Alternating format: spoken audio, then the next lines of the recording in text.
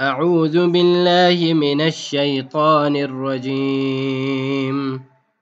ما كان للمشركين أن يعمروا مساجد الله شاهدين على أنفسهم بالكفر، أولئك حبطت أعمالهم وفي النار هم خالدون.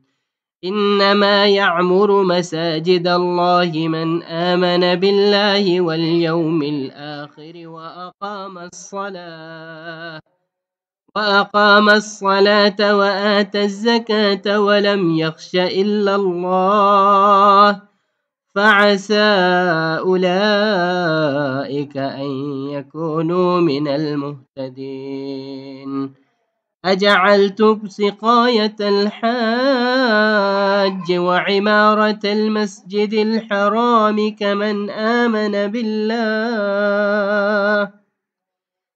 آمن بالله واليوم الآخر وجاهد في سبيل الله، لا يستوون عند الله والله لا يهدي القوم الظالمين.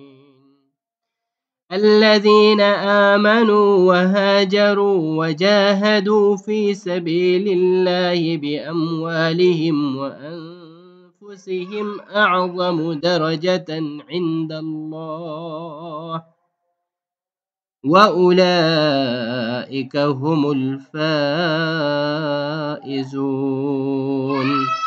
يبشرهم ربهم برحمة منه ورضوان وجنات لهم فيها نعيم مقيم خالدين فيها أبدا، إن الله عنده أجر عظيم.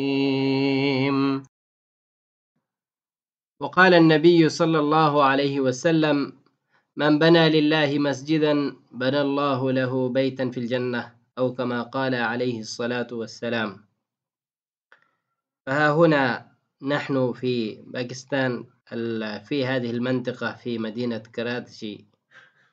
الأراضي كما تشاهدون، والمسجد كان قديما يعني بني مسجدا صغيرا، والآن نحتاج لبناء مسجد في هذه الأراضي الكبيرة،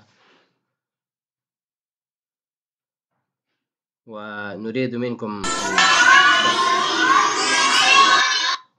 نحتاج من المحسنين أن يشاركوا ويساعدوا في بناء المسجد في هذا المكان. جزاكم الله خيرا وبارك الله فيكم.